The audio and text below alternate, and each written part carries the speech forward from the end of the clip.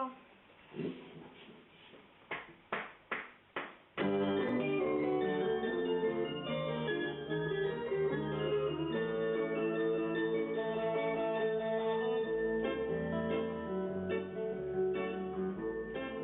Mathia est un élève qui est très important pour moi, en fait, qui a été, j'en parle encore au présent, mais qui est en fait très important pour moi, parce que je l'avais donc en classe de première S, je l'ai eu quelque temps, et puis ensuite, donc il a été malade, et j'ai été contacté pour lui donner des cours, en fait, par l'intermédiaire du SAPAD, des cours à domicile de français, puisque c'était l'année du bac de français. Emmanuel Bergon a été extrêmement, il a soutenu, on pourrait dire, Mathia, parce qu'il n'a pas hésité à se déplacer, à venir à la maison pour faire cours. Et ce qui a permis aussi de créer un peu plus d'intimité entre l'élève et le professeur.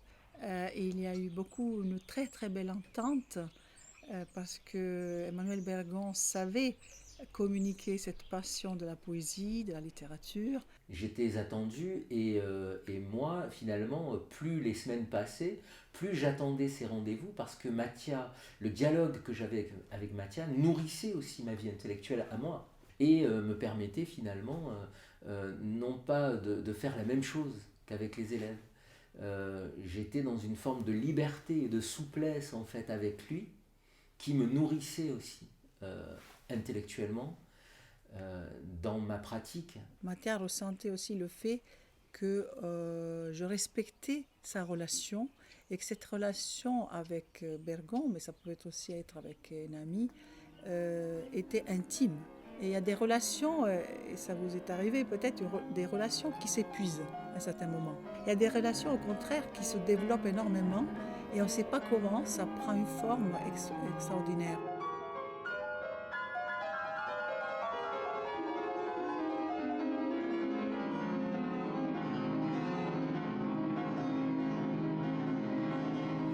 Et finalement, peut-être je n'ai jamais senti plus qu'avec lui ma part d'utilité en fait.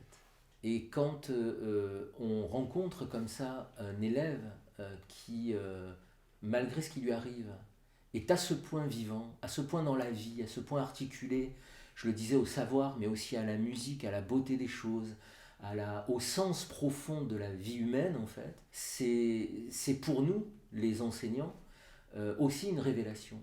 Même si Mathia était malade, il rayonnait énormément à travers ses amitiés, à travers la création musicale, à travers des petits voyages qu'on a pu faire aussi.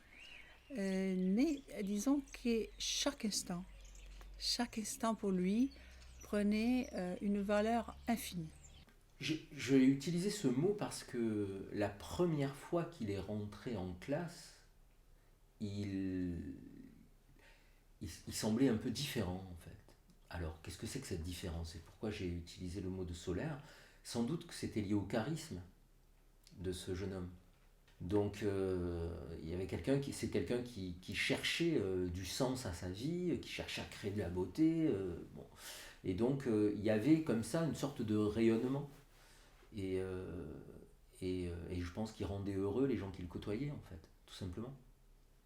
Et en fait, j'étais loin d'imaginer, quand j'ai écrit ce texte, que finalement ce serait la première pierre d'une longue série de témoignages et d'autres pierres sur finalement ce qui fait le sel, la sève de notre métier, c'est-à-dire la rencontre.